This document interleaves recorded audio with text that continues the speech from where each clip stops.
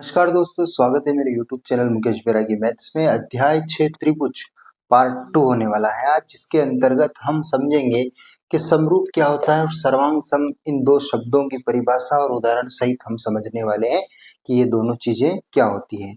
इस चैप्टर में मुख्यतः ये दोनों चीजें हैं जिनकी बेसिक समझ आपको होना चाहिए। चैनल पर नए हो चैनल को सब्सक्राइब जरूर करें। स्टार्ट करते हैं आज की क्लास। तो समरूप का मतलब क्या होता है कि समरूप का गणितीय निशान कुछ ऐसा होता है और सर्वांग सम का गणितीय निशान कुछ ऐसा होता है। तो समरूप का मतलब होता है कि एक जैसी शकल वाले, है ना, एक जैसी शक्ल देखो इनकी, आप दोनों ही त्रिभुज दिख रहे हैं आपको और दोनों साइज में अलग अलग हैं, परंतु इनका चेहरा एक जैसा है, तो ये आपस में समरूप हैं। वृत्त को देखो, ये छोटा है ये बड़ा है, परंतु ये क्या है, समरूप है। यानी समरूप का मतलब, सम का मतलब समान, रूप यानी उसका रूप, उसका चेहरा। जब समान रूप होता है तो वही आपस में दोनों समरूप कहलाते हैं। ये वर्ग और ये वर्ग, इसकी साइज छोटी है इसकी बड़ी है, परंतु ये समरूप है। ठीक है, तो समरूपता का मतलब यही होता है कि उनका रूप एक जैसा होना चाहिए, साइज एक जैसी हो ये जरूरी नहीं है। ठीक है, तो ये होता है समरूप।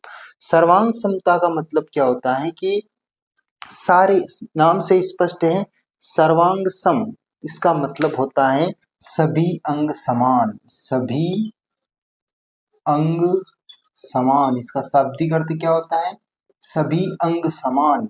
इसका मतलब दो आकृतियां या दो चीजें ऐसी हो जो पूरी तरीके से टू कॉपी हो, पूरी तरीके से जो हम शक्ल हो, एक जैसा हो।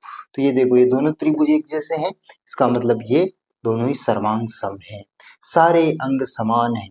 यह भी पूरा इसके सर्वांग सम है, ये दोनों वृत्त आपस में सर्वांग सम है और ये दोनों वर्ग आपस में सर्वांग सम है। इनके सारे कुल मिला के सर्वांग समता का मतलब ये होता है कि उनकी साइज और उनका रूप सेम हो, वह सर्वांग सम कहलाते हैं। तो बेसिक समझ आपको हो गई होगी कि समरूप क्या होता है और सर्वांग सम क्या होता है। अगर इसको थोड़ा आगे बढ़े और इसके लिखने के तरीके पर ध्यान दें, तो जैसे कि अगर यह त्रिभुज ABC नाम का त्रिभुज है और यह त्रिभुज PQ ABC PQR, ठीक है, तो अब हम इसको गणितीय रूप में कैसे लिखेंगे। यह इसके समरूप है, इसका मतलब अपन इसको गणितीय रूप में लिखने का तरीका क्या है, तो ABC है ना, यहाँ लिखूंगा त्रिभुज ABC समरूप है त्रिभुज PQR के, त्रिभुज PQR के। तो कुछ इस तरीके से हम लिख सकते हैं, है ना। यहाँ पर त्रिभुज का निशान लगा दो और ये समरूपता का निशान लगा दो। इसका मतलब क्या हुआ कि ये त्रिभुज ABC त्रिभुज PQR के समरूप है। इसको पढ़ते कैसे हैं, त्रिभुज ABC त्रिभुज PQR के समरूप है। ठीक है, अगर इसको नाम दे देते हैं अपन ABC और यह है PQR, है ना, तो इसको अपन किस तरीके से लिखेंगे, गणितीय भाषा में किस तरीके से लिखेंगे, त्रिभुज ABC सर्वांग सम है त्रिभुज PQR के। पढ़ते ऐसे हैं, है ना। इसको लिखने का तरीका ये है और पढ़ने का तरीका क्या रहेगा इसको, कि त्रिभुज ABC सर्वांग सम है त्रिभुज PQR के, यानी यह त्रिभुज इसके सर्वांग सम है। दोनों ही चीजें आपकी क्लियर हो गई होगी कि समरूपता क्या होती है और सर्वांग समता क्या होती है। आगे बढ़ते हैं इस अध्याय में और प्रश्नावली 6.1 के अंतर्गत कुछ महत्वपूर्ण चीजों को देखने वाले हैं। और प्रश्नावली 6.1 में क्या चीजें हैं उनको हम स्टडी करते हैं।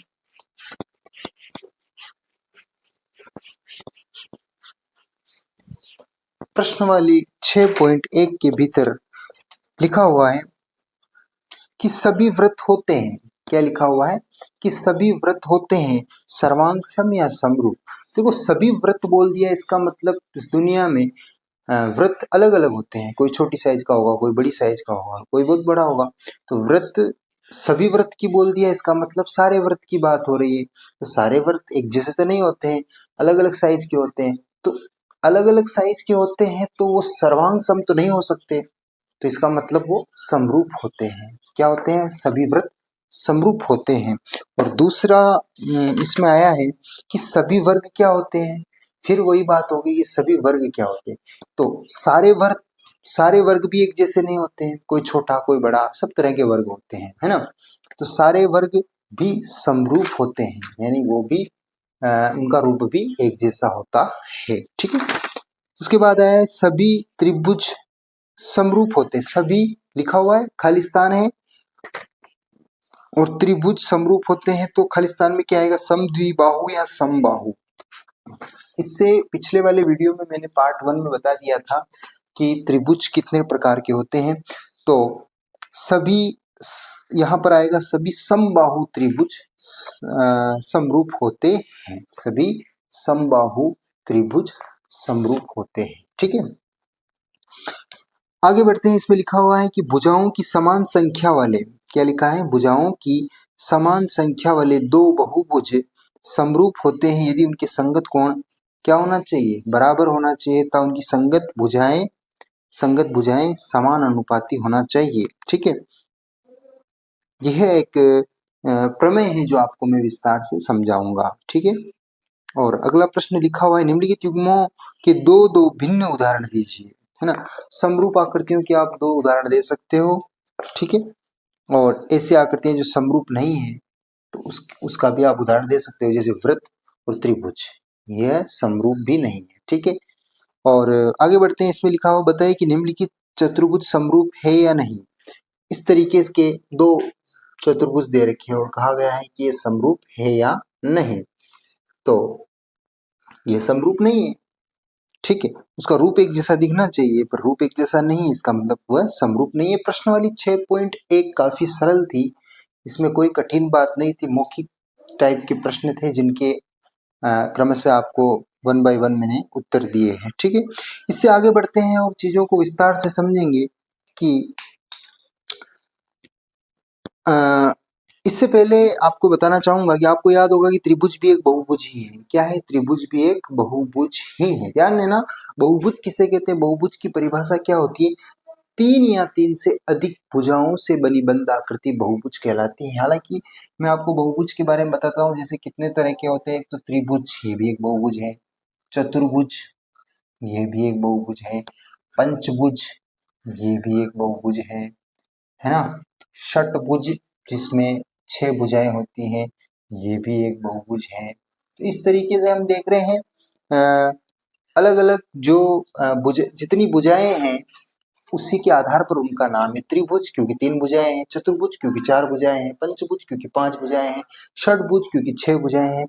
ऐसे ही जितनी भुजाएं बढ़ती जा रही है वैसे वैसे उसका नाम दिया गया है भुजाओं के आधार पर, ठीक है, भुजाओं की संख्या के आधार पर।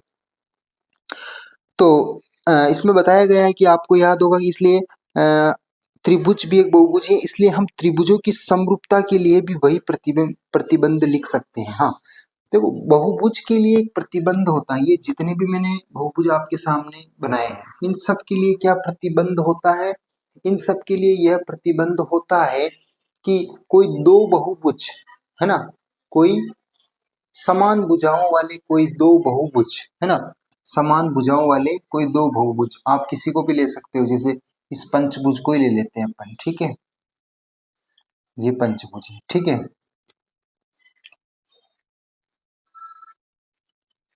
ठीक है। क्या लिखा है कि इसलिए हम त्रिभुजों की समरूप वही प्रतिबंध लिख सकते हैं कि जो बहुभुजों की समरूपता के लिए लिखे थे, ठीक है।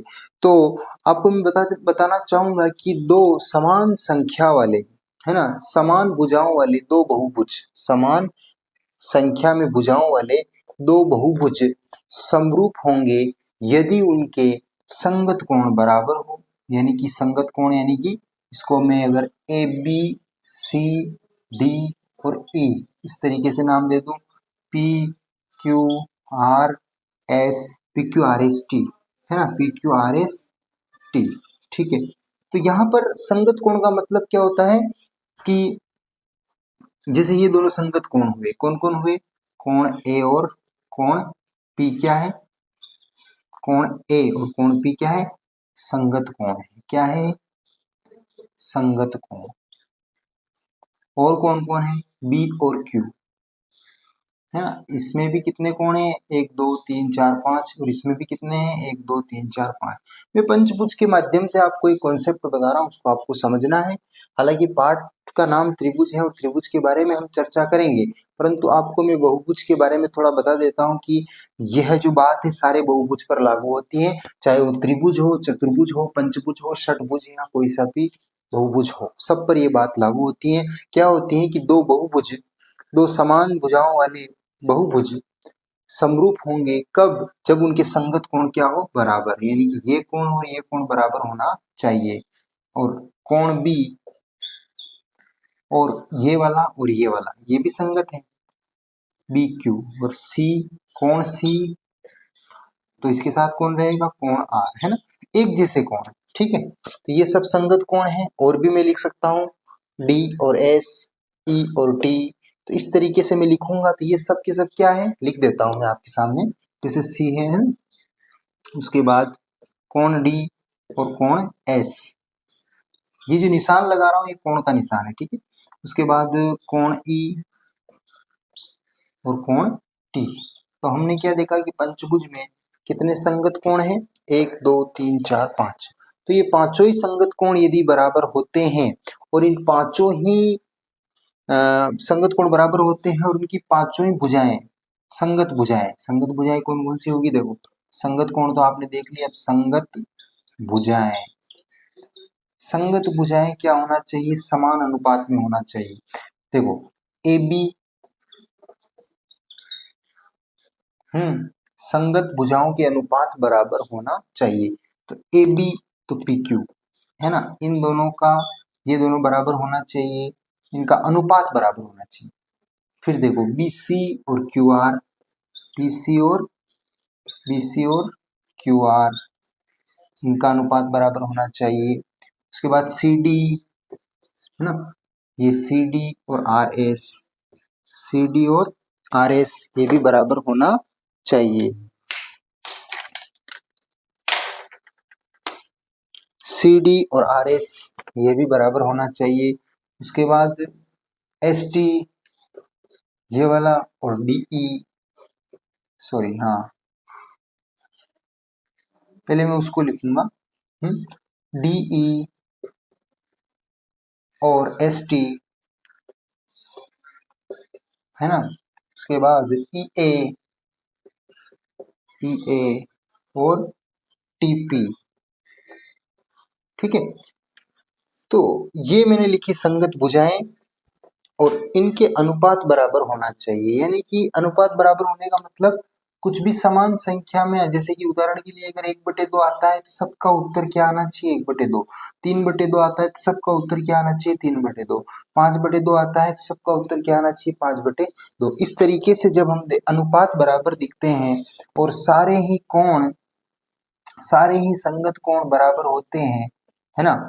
मान लो ये x डिग्री, ये y डिग्री, ये z डिग्री, है ना, ये t डिग्री, कुछ भी, है ना।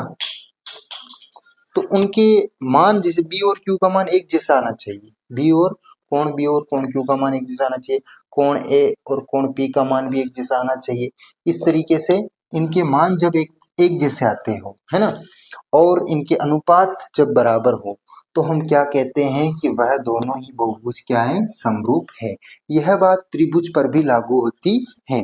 त्रिभुज पर भी एक ये बात लागू होती है जो मैंने अभी पंचभुज के माध्यम से बताई है। तो इसका कहना है कि जब बहुभुजों में ये बात लागू होती है तो ठीक यही बात त्रिभुज पर भी लागू होगी। और त्रिभुज पर भी क्या बात लागू होगी कि दो त्रिभुज समरूप होंगे यदि उनके संगत कोण बराबर हो व संगत भुजाओं के अनुपात बराबर हो। यही प्रतिबंध इसमें लिखा गया है, ठीक है। अब हम आगे इसमें तो यहाँ हम देखेंगे एक प्रमेय को समझने वाले उदाहरण के माध्यम से कि प्रमेय क्या होती है कि दो त्रिभुज समरूप होंगे यदि उनके संगत कोण बराबर हो, यदि उनके संगत कोण बराबर हो और उनकी संगत भुजाएं समान अनुपात में हो। यह बात हम इसमें देखते हैं। तो देखो संगत कोण कौन कौन से हैं यहाँ पर, संगत कोण जैसे इसके संगत का कोण कौन सा हुआ, जैसे कोण ए और कोण पी, है ना। यहाँ पर मैं लिखूंगा संगत कोण। संगत कोण कौन कौन से हैं संगत कोण? एक तो है कोण ए और कोण पी, ये दोनों संगत कोण है। और क्या है? कोण बी और कोण क्यू, ये भी संगत कोण है। और एक क्या है? कोण सी और कोण आर, ये सभी क्या है? संगत कोण है। अब इन दोनों के मान क्या क्या है? ए और पी, इनका भी मान 60 डिग्री है, इसका इन दोनों का भी 60 डिग्री है, इनका भी मान 60 डिग्री है ना। इसका मतलब संगत कोण बराबर है। देखो ये 60-60 डिग्री तीनों में ही एक जैसा है, इसका मतलब ये नहीं है कि सारे कोण एक जैसा होना चाहिए, संगत कोण बराबर होना चाहिए। यानी कि ये 60 डिग्री आया और यहाँ 120 आता और यहाँ 90 आता तो भी संगत कोण बराबर ही कहते हैं हम, ठीक है। संगत कोण बराबर होना चाहिए, नहीं कि सारे संगत कोण बराबर होना चाहिए। इस बात का आप अंतर को ध्यान में ले लेना, है ना। तो जैसे ये दोनों बराबर हैं, ये दोनों बराबर हैं और ये दोनों बराबर होने चाहिए, ठीक है। इनको तो कहते हैं अपन संगत कोण। अब संगत भुजाएं बराबर है क्या? संगत भुजाएं, संगत भुजाएं कौन कौन सी होगी? देखो ए बी, संगत भुजाओं बराबर होने का मतलब संगत भुजाओं के अनुपात बराबर है क्या? तो देखो ए बी ये वाली, तो यहाँ पर क्या है? पी क्यू, ठीक है। बी सी, तो ये क्या है? Q R. और सी ए, तो ये क्या है? R P. अब इनके जो भी मान है वो लिखेंगे। ए बी कितना है? 2 मीटर, तो यहाँ लिख दिया मैंने 2 मीटर। आपको समझा रहा हूँ मैं कॉन्सेप्ट को, है ना। तो इसमें आपको कॉन्सेप्ट को क्या है आपको ध्यान रखना चाहिए कि ये 2 मीटर है, तो ये कितना है? P Q 4 metre. B C कितना है? 2 मीटर। क्यू आर कितना है? 4 मीटर। सी ए कितना है? 2 मीटर। आर पी कितना है? 4 मीटर। तो मीटर से मीटर खत्म, 2 एक कम 2, 2 दूना 4। मीटर मीटर से मीटर कट गया, 2 एक कम 2, 2 दूना 4। मीटर से मीटर कट गया, 2 एक कम 2, 2 दूना 4। हमने क्या देखा? 1/2, 1/2, 1/2। इसका मतलब संगत भुजाओं के अनुपात भी बराबर आए हैं। तो हम एक प्रमेय कहना चाहूंगा, क्या होती है कि दो त्रिभुज समरूप होंगे यदि उनके संगत कोण बराबर हो और संगत भुजाओं के अनुपात बराबर हो तो वह आपस में समरूप होते हैं, ठीक है। उसके बाद एक और प्रमेय है, प्रमेय 6.1, जिसका कॉन्सेप्ट भी हम समझ लेते हैं कि क्या होती है। तो एक प्रमेय है जिसको आपको बताना चाहूंगा, है ना। और प्रमेय आपके सवालों को हल करने में बहुत ही काम आती है ना। प्रमेय का मतलब ऐसी चीज जो सार्वत्रिक हो, प्रमेय का मतलब वह चीज जो सब जगह लागू हो, जो सार्वत्रिक हो, सब जगह सत्य हो, उसे प्रमेय कहते हैं, जिसे सिद्ध किया जा सके। तो यहाँ पर एक और प्रमेय आई है कि यदि किसी त्रिभुज की, ध्यान देना एक बात है ना, यदि किसी कोई त्रिभुज है, यदि किसी त्रिभुज की एक भुजा के समांतर, यदि किसी त्रिभुज की एक भुजा के समांतर, है ना, ये त्रिभुज था और इस भुजा के समांतर, यहाँ पर मैंने मान लो नाम दे देता हूँ इसको ए बी सी, और ये है पी क्यू। क्या है? P Q. तो त्रिभुज की किसी एक भुजा के समांतर जब कोई रेखा खींची जाती है तो वह रेखा अन्य दो भुजाओं को अलग अलग बिंदुओं पर प्रतिच्छेद करती है। तो जैसे ही वह रेखा उन दोनों ही भुजाओं को काटती है तो वह उन दोनों ही भुजाओं को समान अनुपात में विभाजित करती है। यानी कि समान अनुपात में विभाजित करने का मतलब कि जो AP बटे PB, यह जो अनुपात आएगा, और AQ और QC, देखो AP और PB, है ना, AP और PB और AQ और QC, यह जो अनुपात आएगा इसको मैं बताना चाहूंगा कि यदि यह 4 मीटर है मान लो, और ये 2 मीटर, ये 4 मीटर और ये 2 मीटर, तो कुछ इस तरीके से उसका विभाजन होता है। यदि हम किसी त्रिभुज की किसी एक भुजा के समांतर जब कोई रेखा खींच देते हैं तो अनुपात बराबर आता है। क्या आता है? बराबर आता है। मैं आपको उदाहरण के माध्यम से बता रहा हूँ। जैसे अगर ये स्थिति बनती है तो इनके अनुपात कैसे बराबर होंगे अभी आप देखोगे ना। 4 मीटर, ये 4 मीटर है, और ये कितना है? पीबी कितना है? 2 मीटर। और ए क्यू कितना है? 4 मीटर। और क्यूसी कितना है? ये वाला 2 मीटर। मीटर से मीटर खत्म, दो एक कम दो, दो दूना 4। मीटर से मीटर कट गया, दो एक कम दो, दो दूना 4। तो क्या देखा हमने? 2/1 आया है। ये भी कितना आया है? 2/1 आया है। तो इस तरीके से जब किसी त्रिभुज की एक भुजा के समांतर कोई रेखा खींची जाती है तो वह रेखा त्रिभुज के अन्य दो भुजाओं को समान अनुपात में विभाजित करती है। क्या करती है? वो समान अनुपात में विभाजित करती है। और इसी का उल्टा में यहाँ पर एक प्रमेय ये बन सकता है कि जब कोई रेखा त्रिभुज की दो भुजाओं को समान अनुपात में विभाजित करती है। ध्यान देना मैं क्या कह रहा हूँ कि जब कोई रेखा त्रिभुज की दो भुजाओं को समान अनुपात में विभाजित करती है तो वह भुजा या वह रेखा त्रिभुज की तीसरी भुजा के समांतर होती है। ठीक है, तो इसका उल्टा भी सत्य होता है। ठीक है, आगे बढ़ते हैं। और इसी को हम थेल्स प्रमेय कहते हैं। क्या कहते हैं? इसी को हम थेल्स प्रमेय का नाम देते हैं। थेल्स प्रमेय कॉन्सेप्ट आपको प्रमेय थेल्स प्रमेय आपको समझ में आ गई होगी क्या होती है। ठीक है,